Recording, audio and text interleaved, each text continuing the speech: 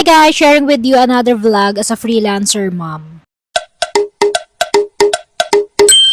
And for today's video guys, isi-share ko naman sa inyo yung mga ganap ko ngayong day off ko. Kagabi nga nagpaalam ako sa client ko na magde-day off ako. At walang tanong-tanong, pumayag naman agad siya. Nag-day off nga ako para magpa-massage. At grabe talaga yung back pain ko, hindi na nakakatuwa. Charis. Kaya naisipan ko na nga lang na mag-day off para makapagpa-massage na. Kung sa Sunday kasi iniisip ko baka masyado maraming tao. Habang nagpapa-massage nga ako dyan, pumunta na si Daddy at saka si James sa grocery. Kunti lang naman yung bibilhin namin, additional lang para sa food namin for next week. After ko nga magpa-massage, ayan, tapos na rin sila mag-grocery, tapos dumiretso lang kami sa Dunkin' Donut. Tapos after nun, pumunta lang kami ni James sa department store para bumili ng water bottle niya at saka lunchbox. Tapos ayan, after nun, umuwi na nga kami. Buti na nga lang din at nakauwi kami kaagad dahil pagdating namin, mga 30 minutes lang ay bumuhos na agad yung malakas na ulan. Tapos pagdating nga namin ay chinek ko lang yung mga pinamili nila. Lista ko na nga din pala kung ano yung mga bibilhin nila kaya ayun, mabilis lang silang natapos. Noon pang breakfast nga lang yung pinabili ko dyan. Tapos nagpabili na din ako ng pork para sa gagawin kong imbutido. Nagkikrave nga din ako sa steak kaya nagpabili na din ako. Tapos, nagpabili na din ako ng wine. Mahal nga yun sa labas, kaya sabi ko kay Daddy siya na lang yung magluto. Abonado pa nga siya dyan dahil 3K nga lang yung budget na binigay ko sa kanya. Sabi ko pa nga sa kanya dyan, pag masyadong mahal ay wag na siyang bumili. Pero sabi naman niya, deserve ko naman daw yan dahil halos araw-araw akong puyat kakatrabaho. Charis. San ko ba kung ako lang, pero minsan, pag gumagastos ako ng mahal para sa sarili ko, minsan nagigilty ako. So, laging sinasabi sa akin ni Daddy na kung may gusto ako, bilhin ko. Dahil deserve ko naman daw yon, o diba? Kaya mga moms, deserve nyo din na mag-wine and steak today. Charis.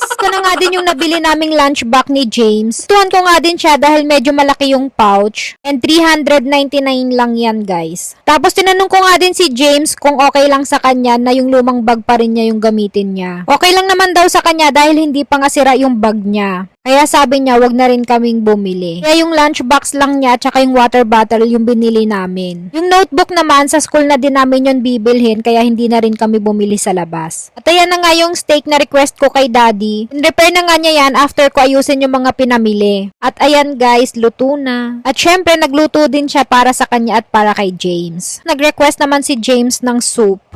Tapos nagluto na din si Daddy ng fried rice. At ayan, craving satisfied tayo for today's video. So, inopen ko na nga yung wine. Naalala ko wala nga pala kaming wine glass. Kaya ayan, teacup na lang yung ginamit ko. And ayan lang muna for today's video guys. And see you on my next vlog. Bye!